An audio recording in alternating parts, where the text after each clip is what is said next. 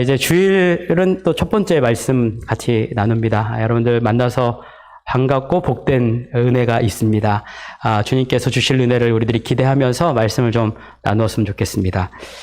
신동숙 선생이 쓴 구멍난 양말 묵상이라는 시가 있는데요. 그 시의 일부를 여러분들한테 좀 소개해드리면서 말씀을 좀 나눴으면 좋겠습니다. 몸에 작은 구멍 하나 뚫렸다 하여 멀쩡한 번님을 어떻게 버리나요? 내 거친 두 발 감싸 안아주느라 맥없이 늘어진 온몸이 미안해서 어디까지나 나의 게으름 탓에 제때 자르지 못한 내 발톱에 찔려 아픈 님을 이라는 시입니다. 양말이 떠오르지 않습니까? 양말은요, 아마도 우리 몸에서 가장 낮은 곳에서 우리를 가장 잘 감싸주는 최고의 선물인 것 같아요. 여러분, 양말이 여러분 발에서 냄새 난다고 안 받아준 적 있나요? 야, 네 발냄새는 해도 해도 너무한다. 안 받은 적이 있나요? 아무리 냄새가 나도 받아줍니다. 발에 심지어 무좀이 걸려 있어도 발가락으로 받아줍니다. 발가락 양말로 받아주죠. 또 이거는 그냥 받아주기만 하는 것이 아니라 보호의 수단도 있어요. 거친 바닥을 다닐 때 양말이 있기 때문에 거친 바닥에 발바닥이 상하지 않습니다. 추울 때는요, 발이 따뜻해야 몸이 따뜻해져요. 양말로 몸을 보호해주는 수단이 되기도 하죠. 양말을 곰곰이 생각해 보니까요, 하나님의 은혜가 이런 것 같아요. 여러분, 날카로운 발톱이 안 자르면 발톱이 어떻게 되죠? 계속 양말을 찔러가지고 양말에 구멍이 납니다. 마찬가지로 우리들의 마음속에 날카로움이 있어요. 내 자존심의 날카로움, 또 혹은 나의 고집과 아집의 날카로움, 이런 것들이 자꾸 하나님을 찌르는 거예요. 하나님을 찌르고 또 찌르지만 하나님은 더럽고 추한 우리들의 모습을 있는 그대로 받아주십니다. 받아주고 받아주실 뿐만 아니라 여러분들이 행여 다칠까, 행여 추위에 떨까봐 여러분들을 보호해 주시는 분이 바로 하나님이세요. 여러분, 오늘 그 하나님의 사랑이 오늘 여러분들을 인도하신 줄로 믿으시길 바랍니다. 그리고 오늘 말씀을 통해서 야, 내 사랑 안에 너희들 한번 풍덩 빠져봐 라고 사랑의 언어, 사랑의 편지를 보내시면서 우리를 초대하고 계세요. 하나님 말씀 안으로 우리들이 좀 깊이 나아가 봤으면 좋겠습니다. 오늘 우리가 읽은 말씀은요, 이스라엘 민족이 출애굽해가지고 가나안 정복에 딱 들어가기 직전 말씀이에요. 그러니까 가나안 땅에 들어가서 이제 정복 전쟁을 해야 되는데, 가나안 정복 전쟁을 해야 될 사람들은 누구냐면 출애굽 2세대들입니다. 1세대들은 다 죽었고 2세대들이에요. 이제 새로운 땅에 들어가면 어떤 일이 펼쳐질지에 대한 그런 마음을 두고 이제 모세를 통해서 하나님께서 마지막 설교를 하시게 하는 겁니다. 어쩌면 우리 하나교회가요, 큰 책에서 챕터 하나가 끝나고 새로운 챕터가 시작됩니다. 말하자면 이제 새로운 2세대가 새로운 땅을 향해 나아가는 것처럼 우리들에게 새로운 챕터를 딱 열어주시면서 요거야 라고 말씀을 해주고 계시는 거예요. 그래서 오늘 모세의 마지막 설교를 통해서 우리들의 인생에 어떤 새로운 챕터가 열릴지를 좀 기대해 봤으면 좋겠는데, 자, 1절 한번 보시죠. 내 하나님 여호와께서 너를 인도하사 내가 가서 차지할 땅으로 들이시고 내 앞에서 여러 민족, 헷 족속과 기르가스 족속과 아모리 족속과 가나안 족속과 브리스 족속과 히위 족속과 여부스 족속, 곧 너보다 많고 힘이 센 7 족속을 쫓아내실 때에 라고 나와 있습니다. 자, 여기 보시면 동사들이 있죠. 동사들이 나와 있습니다. 인도하사, 들이시고, 차지하게 하시고, 쫓아내실 것이다. 이게 동사예요. 그러면 주어가 어디 있죠? 주어는 내 하나님께서입니다. 그러니까 지금 가나안 정복 전쟁에 나아가야 되는데, 이 가나안 정복 전쟁의 동사는 이스라엘 민족이 움직여야 되고, 이 일의 주체는 누가 되시는 거죠? 하나님이 주체가 되어주시는 겁니다. 자, 우리들의 인생이요, 내가 하는 일처럼 보여요. 내가 뭔가를 주도하는 것처럼 보입니다. 여러분, 직장도 여러분들이 나가시죠. 또 가정에서도 여러분들이 살아가시죠. 그런데 여러분, 오늘 성경 말씀해 보니까 그 주어가 있는데 그 주어는 뭔가 하나님께서예요. 여호와 하나님께서. 여러분, 여러분들의 인생을 여호와 하나님께서 인도하신 줄로 믿으시길 바랍니다. 주관하시고 여러분들의 인생에 어떠한 대적이 있다 할지라도 쫓아내시고 또 여러분들의 인생을 주권 가운데 인도해 주신다라는 겁니다. 여러분, 우리들이요, 여러분들의 인생에 매일매일 인생이라는 격전지로 나아가시죠. 목회자들을 잘 모를 수 있어요. 가끔 집사님들이 와가지고 저한테 그런 얘기해요. 목사님은 뭘 몰라. 얼마나 저희가 힘들게 사는지 아십니까? 얼마나 힘든지 아십니까? 라고 얘기해요. 물론 제가 모를 수 있지만 여러분 하나님은 알아주십니다. 하나님은 여러분들이 격전지에 나갈 때에 이렇게 얘기하시는 거예요. 야, 네가 하는 것처럼 보이지? 아니야, 내가 주어야.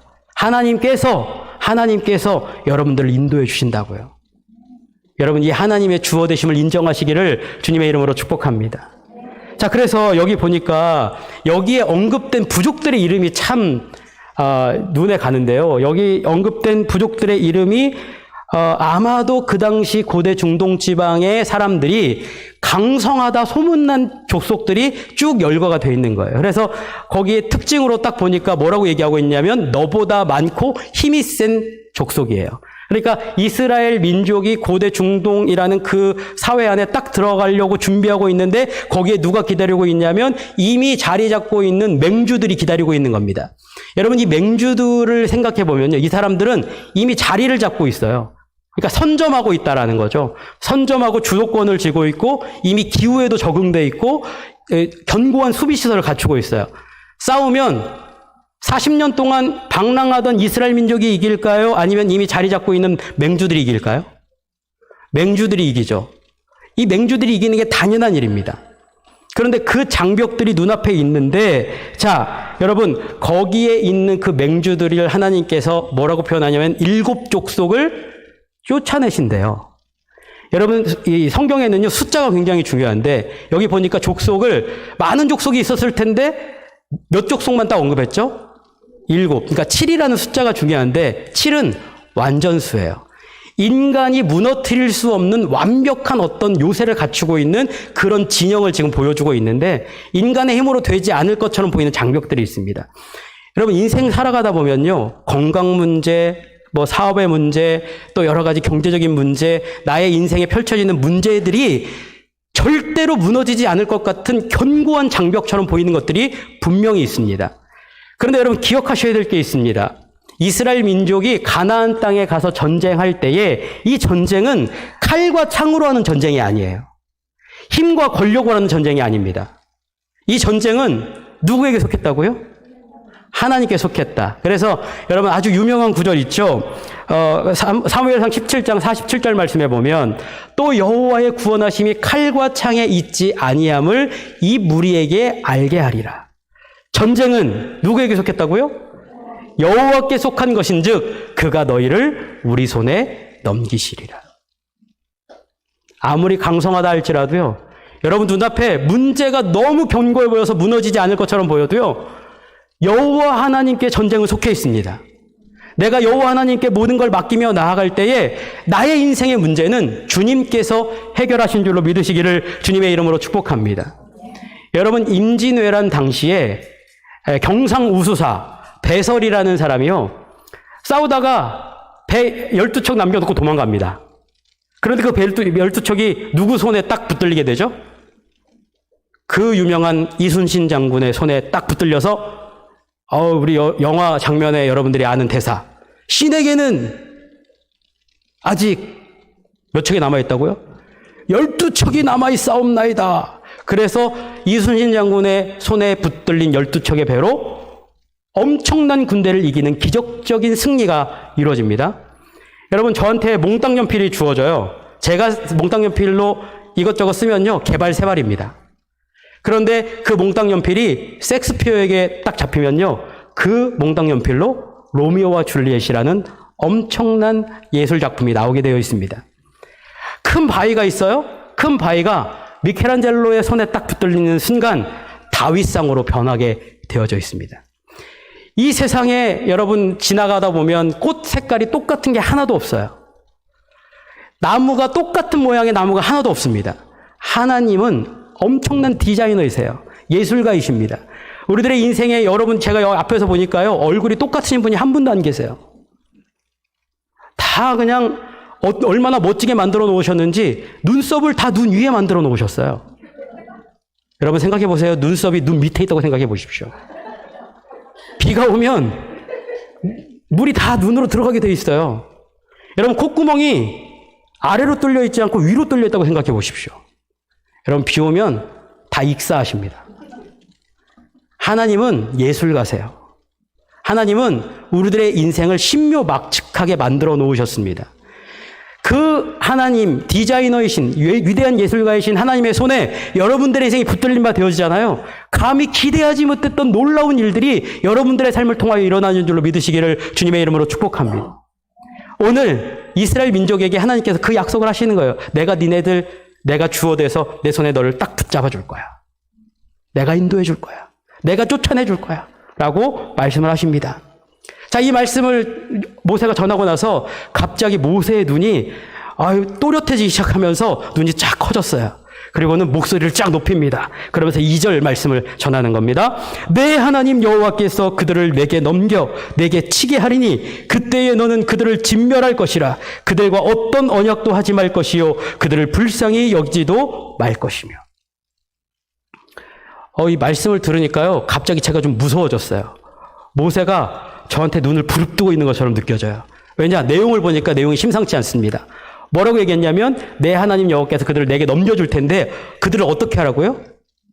진멸. 여러분, 진멸이라는 것은 남녀노소 가축을 다 불문하고 다 싸그리 죽이는 걸 얘기합니다. 여러분, 이런 전쟁, 요즘 인권의 시각에서 보자면 인권이 있습니까, 없습니까? 인권이 없고 굉장히 잔인합니다. 어떻게 하나님께서 이런 명령을 내리실 수가 있나? 우리가 그렇게 생각할 수 있죠. 그런데 이 단어를 원어로 보니까 원어의 뜻은 어떻게 되어 있냐면 회복 불가능하게 버려라라는 뜻이에요. 그러니까 이게 죽이고 진멸하다라는 뜻보다는 이것과 어떤 관계가 회복되지 못하도록 이걸 버리라, 이런 뜻을 가지고 있어요. 자, 그러면 이 말씀을 오늘 말씀과 좀 연결시켜서 이 말씀을 좀 이해해 보면 생각해 보세요. 만약에 다 죽여버리고 태워버려요. 그리고 다 진멸했어요. 그러면 그 뒤에 말씀이 좀 이해가 되지 않습니다. 왜냐하면 뒤에 말씀에 보면 혼인하지도 말아라, 그들과 약조도 맺지 말아라, 그들과 관계도 맺지 말아라, 이런 말씀이 나와 있어요. 다 죽였는데 누구랑 혼인을 합니까? 다 죽였는데 누구랑 약속을 해요? 그러니까 뭔가를 하나님께서 지금 모세를 통해서 너희들이 가나안 땅에 들어가면 뭔가가 생길 텐데 그것과 관계 맺지 말고 싸그리 버려라 라고 지금 말씀을 하고 계시는 거예요. 자, 그 말씀을 우리들이 좀 이해하기 위해서 3절에서 5절 말씀 한번 보시죠. 또 그들과 혼인하지도 말지니 내 딸을 그들의 아들에게 주지 말 것이요 그들의 딸도 내 며느리로 삼지 말 것은 그가 내 아들을 유혹하여 그가 여호와를 떠나고 다른 신들을 섬기게 하므로 여호와께서 너희에게 진노하사 갑자기 너희를 멸하실 것임이니라. 오직 너희가 그들에게 행할 것은 이러하니 그들의 제단을 헐며 주상을 깨트리며 아세라 목상을 찍으며 조각한 우상들을 불사를 것이니라 라고 말씀을 하고 있어요. 이것은 한마디로 얘기하면 관계적 금지 명령이에요. 뭔가 관계를 맺지 말라라는 명령이 여기에 담겨져 있는데, 자, 여기 보니까 그들과 언약을 맺지 말래요. 이 언약은 어떤 언약이냐면 말하자면 계약 당사자들 간에 약조를 하는 겁니다. 내가 이렇게 하면 너도 이렇게 해줘야 돼 라고 약조를 맺는 거예요. 그러니까 가나안 땅에 딱 들어가는 순간 유목민족인데다가 떠돌이 생활하던 사람들이 거기 딱 들어가면 농경사회, 번듯한 집도 있고 창고도 있고 거기 막 재산들도 많고 먹을 것도 풍부하고 가니까 눈이 확 뒤집혔어요. 그래가지고 저 사람들이랑 약속을 좀 맺어가지고 조금 하면 좀 나한테 부스러기라도 떨어지나? 그런 마음으로 그들과 관계 맺을 생각 하지 말라라는 거예요. 세상에 나아가는 사람들이 전부 다 이런 얄팍한 마음들을 다 가지고 있어요. 저도 마찬가지입니다. 사람 만나서요, 뭔가 사람들이 있어 보이잖아요. 그럼 그 사람한테 가가지고 저 사람이랑 뭔가 해가지고 내가 좀 뭔가 얻어볼까? 이런 마음이 있다라는 거예요. 근데 하나님께서 가나안 땅에 들어가기 직전에 니네 그런 거 할 생각 하지 마 라고 지금 얘기를 하시는 거예요. 두 번째로 보니까 혼인하지 말래요. 거기에 있는 딸들과 혼인하지 말래요. 여러분, 사막을 막 돌아다니던 이스라엘 여자들이 이뻐 보일까요? 아니면 농경사회에서 집에서 그래도 얼굴에도 좀 씻고 그때는 다 비슷비슷하겠지만 얼굴도 씻고 그래도 여기 얼굴에 좀 분칠도 하고 머리에 공구리도 좀 치고, 예? 이렇게 한 사람 더 이뻐 보일까요? 아마도 대답을 안 하시네. 아마도 지역에 머물던 사람들이 훨씬 더 좋아 보이겠죠. 그런데 그들과 혼인을 하지 말래요. 그런데 이 혼인은 사실은 어떤 감정적인 얘기를 지금 하고 있는 것이 아니라 그 당시 고대 중동 지방의 결혼은 보통은 어떤 가문과 어떤 가문에 말하자면 협력 관계를 맺자. 너희들을 통해서 뭔가를 얻을 수 있는 그런 협조 관계를 맺자. 나중에 솔로몬이 왕이 돼가지고 그 여러 나라들과 통혼을 하잖아요. 왜 통혼합니까? 솔로몬이 정력이 세서 그렇습니까? 솔로몬이 뭐 여자 엄청 밝혀서 그렇습니까? 아니에요. 솔로몬이 그런 관계를 통해서 사회적으로 이스라엘 민족을 뭐 평강하게 자기들이 좀 통치해 보겠다, 그런 심성이 있었던 거예요. 하나님께서 그거 하지 말라고 얘기하시잖아요. 지금 마찬가지의 말씀입니다. 거기 가가지고 가난한 사람들과 관계 맺어가지고 뭔가 얻어보려고 하는 그런 마음 갖지 말아라. 거기서 뭔가 그들의 힘을 얻어보려고 하지 말아라 라고 얘기하시는 거예요. 마지막에 또 한 가지가 있습니다. 뭐라고 얘기하냐면 그들의 제단을 헐어라. 그 제단에 뭐가 있어요? 여기 보니까 주상이 있대요. 이 주상은 보통 어떻게 생겼냐면 돌이 이렇게 길쭉하게 되어 있어요. 우리나라에도 이런 거 되게 많거든요. 돌이 이렇게 길쭉하게 되어 있는 거. 뭘 상징하냐면 남근을 상징하는 겁니다. 그러니까 생명의 주권이 누구한테 있자? 바알이라는 신한테 있다라는 의미예요. 그러니까 제단에 가가지고 여러분 생각해 보세요. 유목민족이 가가지고 농경사회에 갔더니 그들이 부자야. 돈이 많은 사람들, 여러분 재테크하는 사람들 얘기 들어보시기를 원하십니까? 아니면 저처럼 돈이 하나도 없는 사람 얘기를 듣기를 원하십니까? 주식 투자 이렇게 하면 성공한다. 제가 만약에 여기서 주식 투자 이렇게 하면 성공한다. 강의 들으실래 안 들으실래요? 대답을 잘 하십시오. 아무도 안 듣죠? 그러나 부자인 사람들 얘기는 들어요. 그러니까 가나안 농경사회에서 생명의 근원이 하나님이 아니라 바알인 것처럼 착각할 수 있다라는 거예요. 아세라, 다산의 상징이거든요. 여러분 농경사회의 노동력은 뭘로부터 나올까요?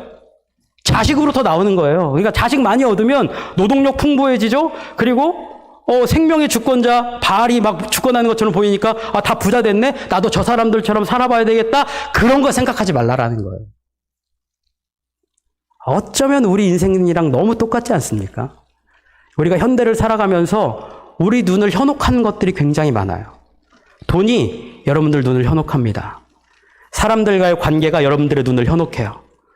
여러분들의 인생에 막 사람들이 와가지고 이거 하면 너 잘 나갈 수 있어 라고 여러분들을 부추깁니다. 그런데 여러분, 오늘 말씀에 하나님께서 여러분들에게 말씀해 주십니다. 세상 것 의지하지 말아라. 모든 주권은 하나님께 달려있다. 주어는 하나님이시다. 너희들은 동사가 되어져서 주어가 움직이는 대로 순종하며 나아가라 라고 지금 관계적 금지 명령을 하고 계시다라는 겁니다. 여러분, 그러니까요, 하나님께서 관계의 금지를 얘기하시면서 이제 진멸하라는 것은 세상 문화를 의지하지 말아라 라는 그런 말씀을 하고 계시다라는 겁니다. 여러분, 여기 하나님의 마음이 담겨져 있어요. 이제 이스라엘 민족이 가나안 땅으로 들어가잖아요. 부자 사람들 만나게 되잖아요. 눈으로 물질을 보게 되잖아요. 그런 것들에 현혹되지 말라라는 겁니다. 여러분, 세상이 여러분들을 얼마나 미혹하는지 몰라요.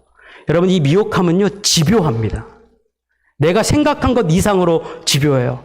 성경에서 나와 있는 한 문장의 문장으로 표현할 수가 없어요. 여러분, 유튜브 알고리즘이 여러분들을 얼마나 집요하게 쫓아다닙니까? 뭐 하나만 잘못 들어가도요, 그게 여러분들을 집요하게 쫓아옵니다. 그게 바로 세상의 방식이에요. 우리가 하나님의 말씀, 그 말씀을 붙잡고 살아가지 아니하면 여러분들이 우리들의 인생 가운데 미혹될 수밖에 없다라는 겁니다. 이제 출애굽 2세대가요, 하나님의 부르심대로, 하나님의 이끄시는 대로 순종하며 나아갈 준비를 해야 돼요. 그렇게 살아가야 됩니다. 그런 마음이 있어야 돼요. 자, 그래서 하나님께서 이스라엘 민족에게 얘기하시는 겁니다. 자본과 물질이 판치는 세상에 너희들이 들어갈 터인데 그런 거 바라보지 말고 나만 바라봐라. 여러분, 우리 시대는요, 천박한 자본주의가 판치고 있는 시대입니다. 욕망이 가득한 시대예요. 이 시대에 하나님은 여러분들에게 말씀하시는 겁니다. 그런 거 바라보지 마.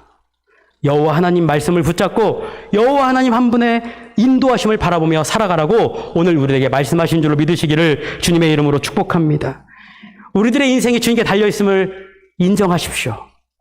나의 인생의 모든 것이 주님께 달려있음을 인정하며 나아갈 때에 하나님께서 여러분들에게 정말로 기대하지 못했던 세상을 열어주시는 거예요. 자, 그래서 그 뒤에 말씀 한번 보세요. 6절부터 7절 말씀입니다. 너는 여호와 내 하나님의 성민이라.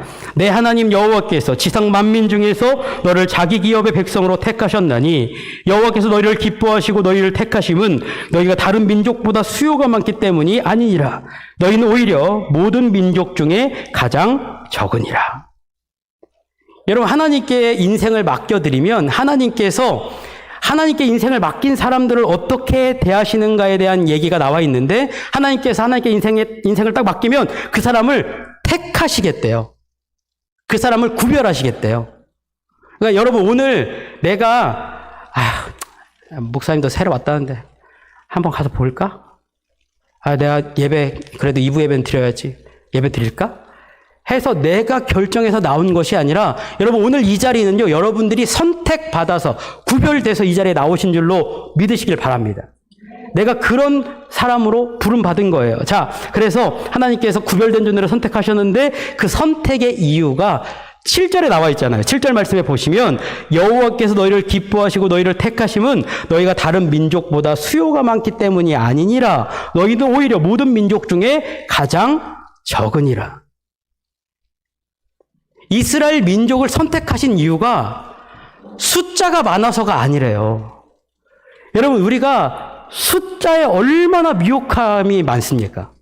숫자가 많고 사람들이 많이 모이고 뭔가 수요가 많아지면 거기에 뭔가 있는 것처럼 착각하게 된다고요. 근데 하나님께서 이스라엘 민족을 선택하신 이유가, 야, 너 돈 많으니까 내가 너 선택한 거야. 세상에 성공하니까 내가 선택한 거야. 네가 뭔가 세상적으로 업적의 수요들을 많이 쌓아놨으니까 너를 선택한 거야 라고 말씀하시지 않고 왜 선택하셨다고요? 이렇게 저한테 속삭이지 마시고 대답을 하십시오. 왜 선택하셨다고요? 가장 작기 때문에 선택하셨다고요. 여러분, 성경에 보니까 이거 최상급이에요. 그러니까 작은데 그냥 작은 게 아니고 가장 작아. 이해되지 않습니까? 지금 가나안 땅에 딱 들어가기 직전에 맹주들이 견고한 진을 가지고 딱 자리 잡고 있고 이스라엘 민족은 거기 딱 왔는데 가장 작은 존재에 불과해. 여러분, 제가 상도동에 하나교회 목사가 딱 됐습니다. 밖에 나갔더니요, 지나가는 사람들이 하나교회 목사님, 윤경 목사님 아닙니까? 막 그러시는 일이 있을까요, 없을까요? 어떻게 잘하십니까? 아무도 저를 알아주지 않습니다. 근데 제가 그래서, 그러면 이제 마포에 가면 나를 좀 알아줄까? 마포에 간다 한들 저를 알아주겠습니까? 아무도 저를 몰라요. 아무도 저를 모릅니다. 저는 아무도 알아주지 않는 미천한 존재입니다. 여러분, 세상은요, 우리들에게 자꾸 명성에 대한 추구를 자꾸 얘기하는데, 여러분 생각해 보세요. 우리가 밖에 나간들 우리 누가 알아주겠습니까? 알아주지 않는 미천한 존재들이에요. 어디에 비하면 우리는 항상 작은 존재들입니다. 누군가에 비하면 항상 작은 존재들이에요. 미천한 존재, 아무도 알아주지 않는 그런 존재들이라는 겁니다. 그런데 여러분, 오늘 하나님께서 선택의 이유가 뭐냐면 가장 작기 때문에 선택하셨대요. 남이 나를 알아주지 않아도 하나님이 나를 알아주시겠다라는 거예요. 여러분, 세상은 자꾸 여러분들한테 인정을 받으라고 여러분들한테 얘기하지 않습니까? 교수님한테 인정받으라고, 사장님한테 인정받으라고, 누구한테 가서 인정받으라고 자꾸 얘기하는 겁니다. 그런데 하나님이 오늘 여러분들에게 말씀해 주시는 거예요. 얘들아, 걱정하지 마. 사람들이 널 알아주지 않아도 가장 미천한 너, 가장 작은 너, 내가 알아줄게. 내가 알고 있어. 라고 하나님께서 말씀해 주시는 겁니다. 여러분, 남들이 저 알아주지 않아도 됩니다. 세상 사람들이 제가 목사인지 뭔지 알아주지 않아도 하나님만 저 알아주시면 돼요. 여러분, 교회에서 제가 뭐 담임 목사 그냥 직책일 뿐이지 제가 무슨 자격이 있어서 제가 여기서 무슨 설교를 하겠습니까? 제가 여기 자격이 무슨 자격이 있겠어요? 저보다 훨씬 학식도 높으신 분들도 많고요. 말씀 나눠보면 지혜가 높으신 분들도 많아요. 저는 미천한 존재입니다. 가장 작은 사람이에요. 그래서 제 마음에는요, 그럼에도 불구하고 하나님만 날 알아주시면 되지. 그런 마음이 있는 겁니다. 우리들의 신앙이 이런 거예요. 하나님이 날 알아주시면 되는 겁니다. 하나님 한 분만 날 알아주시면 돼요. 여러분, 이런 믿음을 잃지 마시기를 주님의 이름으로 축복합니다. 자, 여기 가장 작은 존재 이스라엘 민족을 알아주는데 여기서 이제 극적인 반전이 일어나요. 이 미천하고 보잘것없는 존재를 하나님이 알아주실 뿐만 아니라 하나님이 이 사람들을 뭘 삼으신다고 얘기하냐면 자기 기업의 백성이 되게 하시겠다라고 말씀하셨어요. 자기 기업의 백성. 근데 이거 자기 기업의 백성이 뭔 뜻인가? 라고 원어 성경을 찾아보니까 거기에 세굴라라고 되어 있어요. 세굴라. 보석이라는 뜻이거든요. 근데 그냥 보석이 아니에요. 사적인 보석이에요. 사적인 보석. 우리 여자 집사님들 집에 반지 하나씩들 다 있으시죠? 아니, 제가 물어보는 반지는 그냥 반지 말고 안에 뭐 이렇게 반짝거리는 거 박혀 있는 거 있잖아요. 다이아 막 이런 거 박혀 있는 거. 그러면 그 다이아 막 좀 알이 굵은 거일수록 내 사적인 보물이 돼. 그래서 힘들고 우울할 때마다 어디를 갈까요?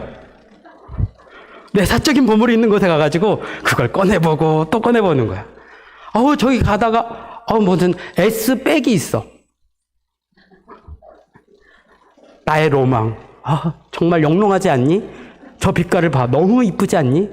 저건 내가 꼭 내 창고에 들여놔야 돼. 그래서 그걸 거금을 들여가지고 사다 놓고 들지도 잘 않아. 가면 뭐 묻을까봐. 그래 놓고는 창고에 놓고 가서 뭐예요? 가서 들여다보고 또 들여다보고. 정말 너무 좋다. 있는 것만으로 너무 위안이 돼. 그게 바로 세골라예요. 여러분 생각해 보세요. 하나님께서 여러분들을 어떻게 해요? 들여다보고 또 들여다보고 또 보고 또 보고 그러면서 넌 너무 영롱하구나. 넌 너무 아름답구나. 넌 너무 귀하구나. 여러분 아이들 잘 때 여러분들이 이렇게 가가지고 우리 아이들 자는 거 보잖아요. 아유 이뻐라. 아유 이뻐라. 아유 자는 게 제일 이쁘네. 그런 것처럼 우리 아이들을 기뻐하고 이뻐해 주는 거 그게 바로 세골라예요. 근데 여러분 저는 여러분들이요 부부 관계가 세골라의 관계가 됐으면 좋겠어요. 우리 남편분들 아내를 보고 또 보고 보고 또 보고 아유 귀하다. 아유 이쁘다. 아유 참 사랑스럽다. 여러분 그렇게 해주시길 바랍니다. 여자분들이 왜 아멘을 하세요? 남편분들한테 얘기했는데. 여자분들도 마찬가지입니다. 남편 보시고요. 여러분 남편 성이 이씨예요. 다. 왜 남편 성이 이실까요? 이 인간이라. 남편은 이 인간은 그러면서 남편을 이 인간으로 대하면 안 돼요. 남편을 세골라처럼 귀하다. 존경스럽다. 사랑스럽다. 이건 왼수가 아니라 세골라다.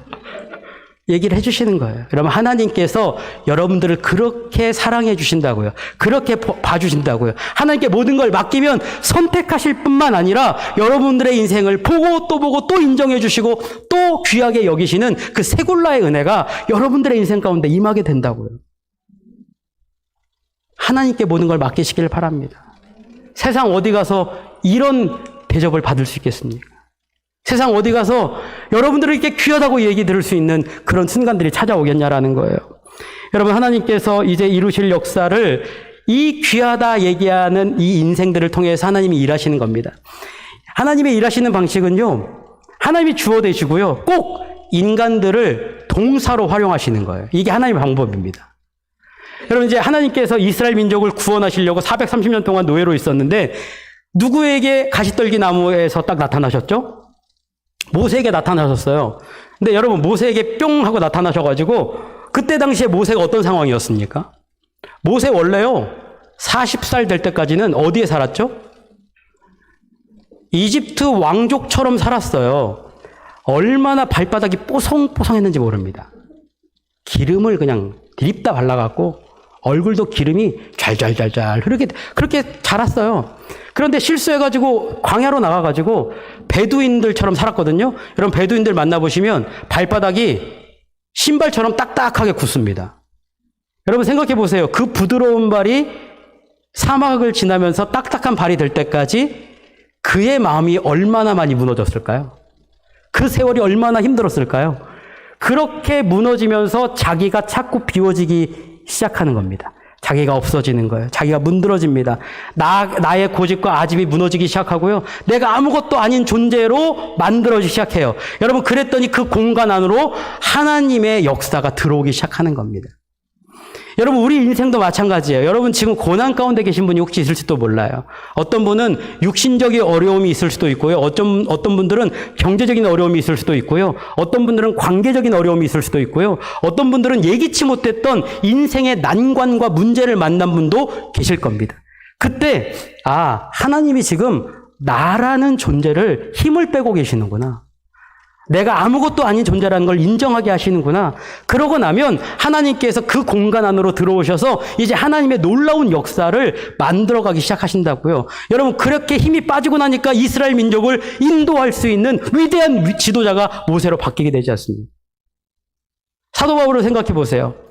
사도 바울 대단한 사람입니다. 그런데요, 그가 예수님께 부름받은 다음에 이 사람의 인생이요, 점점 낮아지는 인생이 돼요. 자, 여러분 한번 보시죠. 사도 바울이 초기에 사역 시작하면서 자기를 뭐라고 불렀냐면 사도 중에 지극히 작은 자라고 불렀어요. 경륜이 좀 쌓였어요. 그러고 난 다음에 자기를 어떻게 불렀냐면 성도 중에 지극히 작은 자보다 더 작은 자래요. 생애를 마치는 그날에는 자기를 뭐라고 불렀냐면 죄인 중에 괴수. 사도 바울의 인생이요, 낮아지는 인생을 산 거예요. 점점 낮아져서 내가 없어져. 그러니까 그 공간 안으로 하나님이 깊이 들어오셔가지고 복음의 역사를 담대하게 감당할 수 있는 위대한 사도로 만드셨다라는 거죠. 그러니까 여러분, 우리들의 인생에 힘이 빠져. 내가 지금 문제가 있어. 내가 지금 건강이 별로 안 좋아. 내가 지금 너무 불행하구나. 내가 지금 너무 힘들구나. 내 인생은 왜 이 모양 이 꼴인가가 아니고요. 하나님이 지금 날 만지고 계시는구나. 하나님이 나의 힘을 빼시고 내 인생에 더 깊은 은혜를 지금 부으고 계시는구나. 하나님 날 지금 너무 깊이 만지고 계시는구나. 라는 것을 여러분 기억하시기를 주님의 이름으로 축복합니다. 여러분, 그렇게 나아가는 순간 하나님이 인생을 보물 삼으시고 그 인생에 들어오셔서 그 인생의 주권자가 되어주시는 그런 역사를 이제 주십니다. 자, 그러면서 이제 그 역사를 만들어 가시는 하나님의 섭리를 보여주시는데, 이 밑에 보니까요, 하나님의 깊은 마음, 근저에 그 깊은 마음이 깔려져 있어요. 하나님의 마음이 어떤 마음인가? 8절 한번 보세요. 여호와께서 다만 너희를 사랑하심으로 말미암아 또는 너희의 조상에게 하신 맹세를 지키려 하심으로 말미암아 자기의 권능의 손으로 너희를 인도하여 내시되 너희를 그종되었던 집에서 애굽 왕 바로의 손에서 속량하셨나니 라고 얘기를 하시는데, 자, 이스라엘 민족을 선택하신 이유, 이스라엘 민족을 보물 삼은 이유, 그 이유가 뭐라고 오늘 말씀에 나와 있죠? 여호와께서 다만 너희를 사랑하셔서 선택하셨대요. 사랑하셔서. 여러분, 옆에 분들 얼굴 한번 보십시오. 이분이 바로 하나님이 사랑하셔서 선택하신 사람들입니다. 어이구, 이놈의 인간이 내가. 그게 아니고요. 여기에 하나님이 선택하신 이유, 이 자리에 오게 하신 이유, 내가 같이 신앙생활하게 하신 이유는 뭔가? 하나님이 선택하셔서 하셨는데 사랑하셨기 때문이래요. 근데 이 사랑이라는 단어가 참 은혜가 깊은 건, 이 사랑이요, 감정적인 사랑이 아니에요. 우리는 보통 사랑한다 그러면 내가 당신을 사랑해, 나 첫눈에 사랑에 빠졌어 라고 얘기하죠. 감정적인 사랑입니다. 그런데 여기에 나와 있는 이 사랑, 이 에메트라는, 야하브라는 이 사랑의 단어는요, 그런 뜻이 아니에요. 이 사랑은 의지적인 사랑입니다. 결단이 담겨져 있어요. 내가 사랑하기로 결단했다라는 겁니다. 여러분, 인간을 하나님이 사랑하기로 결정하셨대요. 여러분들을 사랑하기로 결정하셨대요. 인간은 사랑받을 만한 자격이 별로 없어요. 오늘도 제가 아침에 오면서부터 마음속에 여러 가지 마음의 욕망과 욕심들이 내 마음에 자리 잡고 있어요. 여러분, 집에서 가끔 남편을 보면서 그때 내가 반지 받은 게 잘못이야. 그때 그때 도망쳤어야 되는데. 이러고 오신 분들. 또 집에 엄마 나도 용돈 좀 줘. 이렇게 한 그 자식을 우리가 뭐라고 부르냐면 이건 자식이 아니라 왼수다. 우리는 왼수랑 살고 있어. 원수를 내 몸같이 사랑하라는 말을 우리가 몸소 실천하기 위해서. 근데 마음속에 이렇게 인간을 제대로 사랑할 수 없는 한계가 우리 마음까지 자리 잡고 있다고요. 그리고 그 인간, 내 한계 가운데 있는 인간을 하나님께서 사랑하기로 결정하셨대요. 왜냐하면 사랑받을 자격이 없기 때문에 하나님이 결정하지 않으면 사랑을 받을 수가 없어. 그러니까 하나님께서 우리들의 인생을 사랑하기로 결정하셨대요.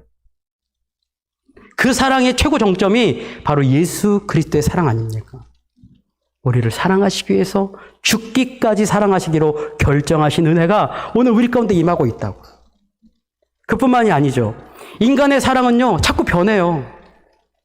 영화 대사에 나오죠. 사랑이 어떻게 변하니? 라면 먹으러 가자고 그때 그렇게 얘기했는데. 어떻게 변하니? 사랑이 변해. 여러분, 옆에 살고 있는 남편이랑 부인이랑 연애할 때 죽고 못 살았거든요? 근데 결혼하고 나서는 죽이지 못해서 못 살아. 그렇게 살고 있어요. 사랑이 변해. 인간의 사랑이 변하기 때문에 하나님의 한결같은 사랑을 결정하지 않고서는 이 사랑을 받아들일 수 있는 자격이 없는 거예요. 그러니까 그 사랑하기로 하나님 결정하셨다. 여러분, 인간의 사랑이 얼마나 자기 욕망에 사로잡혀 있는 사랑입니까? 끝도 없이 높아지려고 해요. 그 근저를 들어가 보면 거기에 뭐가 있냐면 자기애, 나만 사랑하는 자기애가 있어요. 이기심이 있습니다. 그 이기심에 사로잡혀 있는 인간을 사랑하시기로 결정하셨대요. 그뿐만이 아니지 않습니까? 인간은요, 다 죽습니다. 나 죽을 때 같이 죽을래. 당신 없으면 못 살아. 같이 죽은 분을 한 분도 못 봤습니다.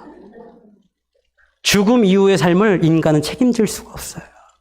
근데 그 죽음의 문제까지도 하나님이 사랑하시기로 결정하셨대요. 여러분, 인간을 가만히 내버려 두잖아요. 인간은 죽음의 길로 갈 수밖에 없습니다.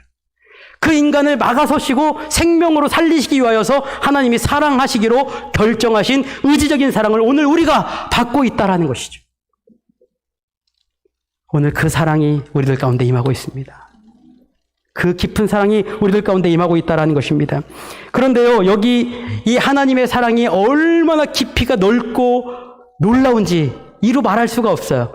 그 뒤에 말씀에 그 사랑의 깊이가 얼마나 놀라운지를 얘기해주고 있습니다. 9절 한번 보세요. 그런즉 너는 알라. 오직 내 하나님 여호와는 하나님이시요 신실하신 하나님이시라.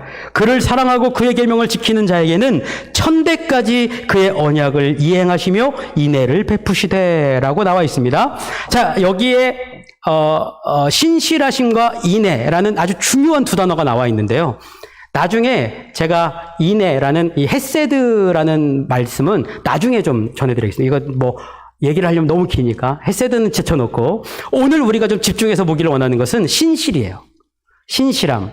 이 신실하시라는 단어는 에메트라는 단어를 쓰는데 여러분 에메트 많이 들어본 느낌이 나지 않습니까? 제가 한번 들려드릴게요. 에메트 아멘. 되게 자연스럽죠? 에메트로부터 뭐가 나왔을까요? 아멘이 나왔어요. 그러니까 자, 생각해 보세요. 여러분, 제가 오늘 말씀할 때마다 여러분들이 아멘 하셨습니다. 아멘의 뜻은 뭐죠? 여태까지 뜻도 모르고 그냥 옆에서 하니까 따라 하신 거예요. 아멘은 예, 그렇습니다. 긍정의 의미예요. 제가 이 말씀 보면서 너무 놀라운 것은 대상이 바뀌었어요. 하나님이 우리를 향해서 에메트, 긍정해 주시겠대요. 하나님의 사랑은 우리들을 향하여 하나님이 인정해 주시고 긍정해 주시겠다라는 그 약속의 말씀을 주시는 겁니다. 여러분, 우리가 얼마나 사람들의 인정을 받으려고 열심히 사셨어요. 사장님 인정받으려고 얼마나 노력하셨습니까? 여러분, 부장님, 팀장님 인정받으려고 얼마나 열심히 사셨어요. 누군가가 나를 인정해 주기 위해서 남편이 날 좀 인정해 줬으면 좋겠는데 자식들이 날 좀 인정해 줬으면 좋겠는데 여러분, 그런 인정을 받으려고 얼마나 열심히 사셨냐고요. 그런데 여러분, 사람들이 나를 도무지 인정해 주지 않아. 그런데 여러분, 오늘 위로의 말씀이 우리들에게 찾아왔습니다. 하나님이 여러분들을 인정해 주시겠대요. 하나님이 여러분들을 긍정해 주시겠대요. 다른 사람들 다 몰라도 내가 너를 알아줄게. 내가 너를 인정해줄게. 내가 너를 긍정해줄게. 너 수고했지. 너 힘들었지. 너 고통스러웠지. 마음에 고민도 있었지. 너 남들에게 말 못할 인생의 무거운 짐이 있었지. 내가 다 알고 있어. 내가 다 인정해줄게. 내가 다 긍정해줄게. 라고 하나님이 말씀해 주시는 거예요. 미국의 쉐드 햄스테드 박사라는 분이요. 인간의 생각을 연구했더니 인간들이 생각을 하루에 5만 개에서 6만 개를 하더래요. 근데 5만 개에서 6만 개의 생각을 하는데 긍정적인 생각과 부정적인 생각의 퍼센티지를 나눠보니까 부정적인 생각은 75%를 하고 긍정적인 생각은 그럼 몇 프로 남았어요? 25%만 하더라는 거예요. 그러니까 인간은 스스로도 자기를 긍정하지 않아.